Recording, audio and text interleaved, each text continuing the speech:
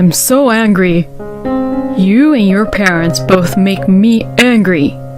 Hey, my parents have nothing to do with this, alright? Shut up. Don't you dare talk back to me. I will never take care or do anything for your parents ever again. I won't have your parents at any of my family's weddings or funerals. If you don't like that, then get the hell out. Fine, but are you okay with that? What are you talking about? I'm actually glad that you're leaving. Don't ever contact me again.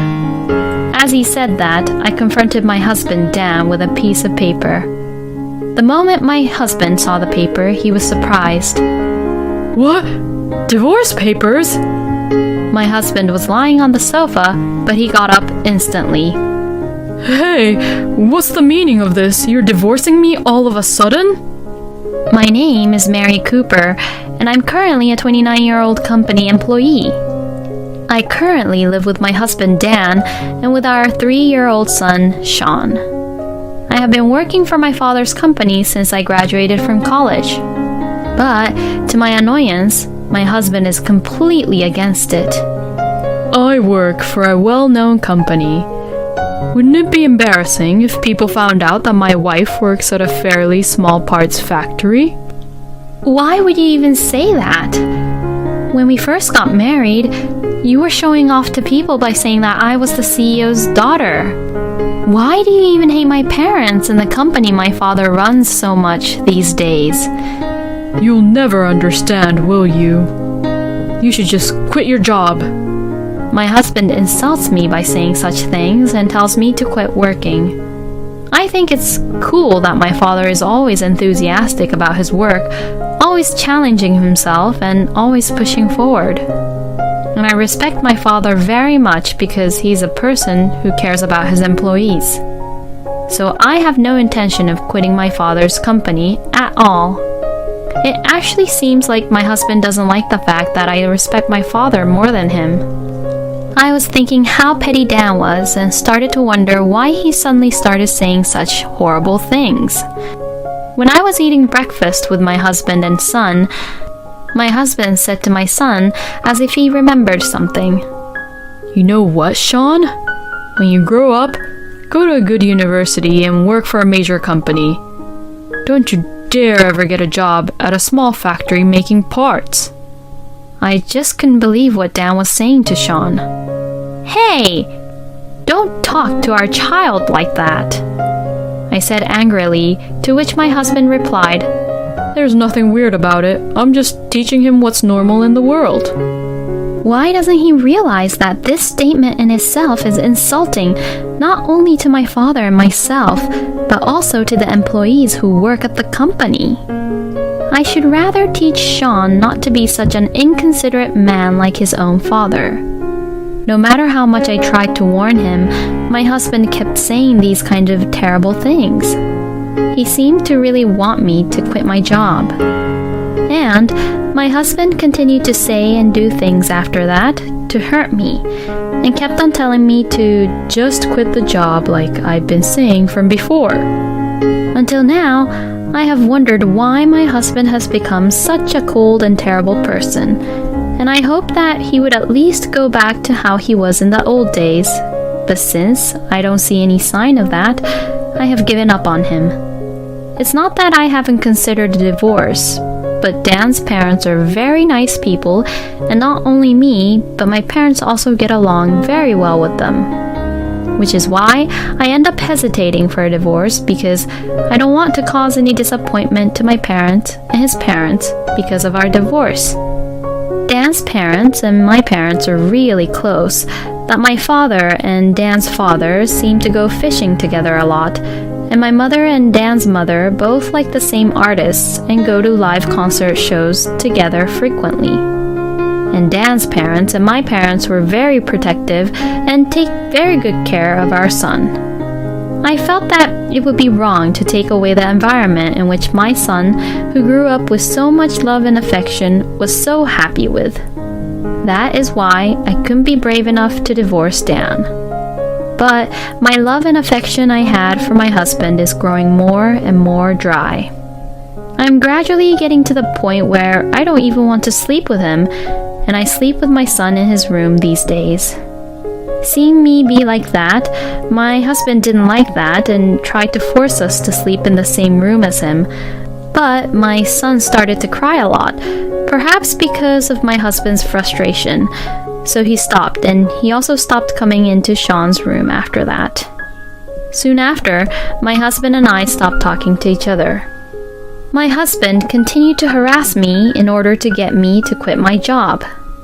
He increased my housework chores by doing things like leaving the dishes on the table after eating or leaving clothes around the room, and on days off when he was home, he would lounge around on the couch and watch TV all the time doing nothing. He also wasted my effort by going out for drinks with his coworkers even after I made dinner. And when he sees me, he grins at me. What he's doing is really too childish and immature, and it's appalling. A little while later, my husband came home looking very happy. Hey, I'm home. Yes, I know. Welcome home. Another dull greeting from you, huh? Well, I'll forgive you because I'm in a good mood today. What made you be in a good mood? To be honest, I didn't even want to keep the conversation going, but since he kept on grinning stupidly like that, I asked the question. He really had this face which really just annoyed me. You really want to know? Well, I guess I don't have a choice. I might be promoted to be the head of the department. Oh, really? That's great! I thought that was simply amazing. I congratulated him with genuine feelings, but my husband says something else that made me feel down again. Now, like that, you really don't have to work. Since your husband is the head of the department, you should be quietly at home and be a housewife. I was utterly and completely dumbfounded to what he had said. It seems like in any conversation I had with him, he'll try to finish the topic by making me try to quit work. Then one day, I took my son to the hospital because he had a fever, and after that, I left him with my mother at my parents' house before going to work. When I arrived at work, everyone looks a little concerned.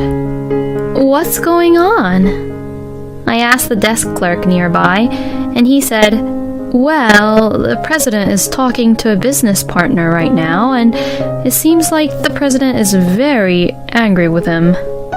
My father is angry? I was surprised. My father is very gentle and has the capacity to laugh off at most things. So, for my father to be angry at someone must have been a big deal. I wondered what had happened. I was curious, so I went into his office. Oh, it's you, Mary. I heard Sean had a fever. Is he okay? Yeah, the fever is gone now, and he's sleeping very well now. Anyways, what's wrong? The employees were worried that you were angry, Father. Yeah, I'm sorry about that, but I heard something very unforgivable. While my father and I were having this conversation, a young man sitting across from him stood up. Oh, long time no see, Mary. Oh, Justin, long time no see. I heard that the business partner came here, but I didn't know it was you, Justin. He is a young employee of a company that my father's company does business with, and he is a very good-natured kid. Justin had taken over the job from the previous person in charge and is currently in charge of our company, and he is a very nice young man who always gifts us with something to eat and talks to us, which is very rare to see these days. But I suddenly had a question in my mind. Why was my father getting angry at Justin, who was a good person? Father, what do you mean you heard something unforgivable? Well... Then my father explained to me what Justin had told him. Justin works for an electrical goods manufacturer, and just recently he had succeeded in developing a new business which led to a project with a major company. While he was working on the project with his other employees, thinking about quality and function, they decided to ask my father's company for help if we could produce some of the parts for them. So, Justin came to my father's company and held various meetings to discuss about the project.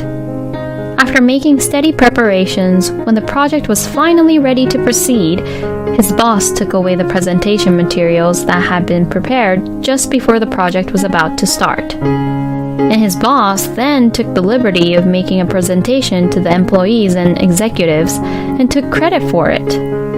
The presentation was accepted by the executives, and his boss might be promoted to be the next department manager. My face grew redder and redder, and I began to get angry. Justin further told me that his boss said, "The company that makes this part is not trustworthy, so I'll ask another company to make it for me." The company he said that wasn't trustworthy was my father's company. My anger reached its peak. "Oh, I am so sorry, Justin. My husband did something so stupid and terrible." Hearing this, Justin says, "What?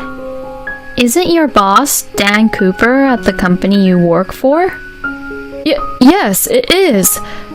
What, are you saying that your husband is that Mr. Cooper? When I nodded my head, Justin looked very surprised. In other words, that time when my husband was happy that he might be promoted to department head was after he had taken credit for Justin's work. I regretted that I had genuinely congratulated him without knowing that. I never thought that Dan would say or do such a thing. When my father said that, I felt awkward for a moment. And then my father saw my face. "What's wrong, Mary? Why are you looking like that?" I thought that I couldn't hide it anymore. And for the first time, I told my father what my husband has said and done to me until now. "Why didn't you ever tell me that you were being treated that way?" My father told me so, and I explained that I couldn't tell him because Dan's parents and my parents were close, and I felt bad about taking Sean's grandparents away from him. Hearing that, my father then says, "Don't worry about that. You don't have to cut ties with Dan's parents like that. My wife and I are already friends with Dan's parents, so we will continue our personal relationship with them. And it's okay to keep on having Sean see them normally, you know." Then, what my father has said made me realize. My father was right. It would be easy enough to just stay away from my husband. I wondered why I hadn't realized that, and I felt so much better. But first and foremost, we should prioritize Justin and his team. What he and his team had worked so hard to create was taken away from them. Many people besides Justin were probably in shock and depressed. Didn't you think of protesting together? When I asked Justin about this, he replied that he was being held in a weak position. When I asked him further what he meant, he said that Dan had accused Justin and his team of violating the work hours and rules to the General Affairs Department. As a result, Justin was dropped from the project, which has become a threat to other employees. Both my father and I were appalled by this. "I guess Dan needs to be punished once." My father said that quietly, but I could sense that there was a great deal of anger in his heart. Then, my father and I, together with Justin and other employees from his team, decided to have regular strategy meetings. They were all upset and afraid because my husband threatened them, but now they were united and eager to get back at him. And we all decided to search together for evidence on how the project was created. We weren't able to find the evidence easily, but Justin and his team members did their best to find them. Justin also told the person in charge of the project from a major company about the situation. The person in charge was a very nice person, and he brought his boss to Justin's company and told the executives and the president of the company about the situation. As a result, it became known to the executives that my husband was not involved in the project at all. My husband apparently complained, "Well, Justin and his team are violating the working hours." And to that, the employee said, Well, in that case, we will quit. The executives were very upset about this. Since it was obvious that it was Dan's fault, the executives agreed to take disciplinary action against him. In the end, my husband was demoted from a section manager to an ordinary employee, and even had to transfer to a small department rather than being promoted to a department manager, because he had done something terrible to lose the company's trust. On the day he was being demoted, I was waiting for Dan at home. He came home looking dismayed. You came back home late. I need to talk to you. Well, I'm not in the mood to talk to you right now. Maybe some other time. With that, my husband lies down on the sofa. Well, I need to talk to you. Shut the hell up. I'm tired. How selfish are you? I don't need you to tell me what to do. Huh? What the hell? Are you arguing back to me? Ugh, I'm so angry. You and your parents both make me angry. Hey, my parents have nothing to do with this, alright? Besides, your parents and my parents are good friends, remember? Knowing that, why do you say such terrible things about my parents? Shut up! Don't you dare talk back to me. I will never take care or do anything for your parents ever again.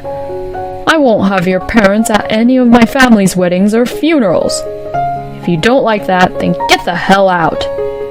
My husband was quite distressed and said such things to me, as if he was trying to take all his anger out on me.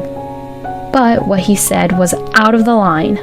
Fine, but are you okay with that? What are you talking about? I'm actually glad that you're leaving. Don't ever contact me again. As he said that, I confronted my husband Dan with a piece of paper. The moment my husband saw the paper, he was surprised. What? Divorce papers?